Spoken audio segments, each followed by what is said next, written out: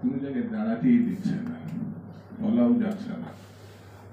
ঘুরে ঘুরে এই প্রেস ক্লাবকে যে সার্থকতার সঙ্গে ব্যবহার করেছে বিকল্প পার্লামেন্টের মধ্যে, সে আমাদের সহকর্মী বন্ধু বিএনপির নেতা যারা রহমতুল্লাহ সাহেব আর আমাদের রেজাউদ্দৌলা সাহেব, একসঙ্গে ছাত্র নেতা, আমি একসঙ্গে ছাত্র রাজনীতি করেছি।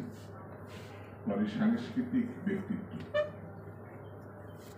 মানে চাষা শুধু বলবো না, সাংস্কৃতিক পরিমণ্ডলটা আমাদের বিএনপির ক্ষেত্রে সাংস্কৃতিক জায়গায় একটু দুর্বলতা আছে, সে এটাকেই নিয়ে সারা জীবন কাটিয়ে দেবে। রেজাউদ্দৌলা চৌধুরী আমাদের এখানে একসময় ছাত্র নেতা, পরে কৃষক নেতা, সম্রাট সহ নেতৃবৃন্দ,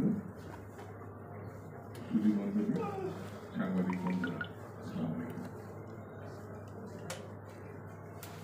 আমি শুরুতে ধন্যবাদ দিই অত্যন্ত সময় উপযোগী একটা বর্তমান পরিস্থিতি এবং গণতন্ত্র ভবিষ্যৎ শীর্ষক আলোচনা বিষয়টি তিনি সামনে এনেছেন। আজকের যারা আলোচনা তাদেরকে আমি আরেকবার ধন্যবাদ। বন্ধুরা, বাংলাদেশের বর্তমান যে অবস্থা, ইতিমধ্যে আমাদের এখানে আলোচনাগুলো চমৎকারভাবে বিশ্লেষণ করেছেন। আমি বাড়তি কথা বলব না, শুধু এইটুকু বলবো, যারা এক মাসের মধ্যে সরকার পরিবর্তন, হাসিনার বিদায়, বিপ্লব, গণঅভ্যুত্থান ঘটেছে, এই এক মাসের ঘটনা কিন্তু বাংলাদেশে একটা আছে, একটা গোষ্ঠী আছে যারা অতীত এমনকি ভবিষ্যৎটা তারা দেখতে পায়, মানে এটা নিতে চায় না, মানে অতীতে কিছু ছিল এই জিনিসটা তারা অ্যাকসেপ্ট করতে চায় না। এক মাসে সবকিছু তারা সংগ্রহ করছে। এমন কি সরকারের প্রধান যে ব্যক্তি, তিনি ডক্টর মোহাম্মদ ইউনূস অত্যন্ত পাণ্ডিত্যপূর্ণ ব্যক্তিত্ব, তার কর্মক্ষেত্রে সফল, কিন্তু তিনিও অতীতটা দেখতে পারেন না। একজন তো এই সরকারের বিরুদ্ধে বলে ফেলল ৫৩ বছরে রাজনীতিবিদরা কি করেছে।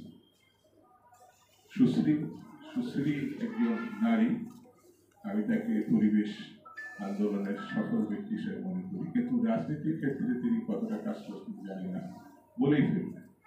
ঠিক তেমনি ছাত্রদের স্বরে ছাত্ররাই তাকে বসিয়েছে। এই যে এক মাসের ঘটনা, সেটি আমাদের ডক্টর মোহাম্মদ ইউনূস অতীতে আর জাননি, এক মাসের মধ্যে আটকে গেছে।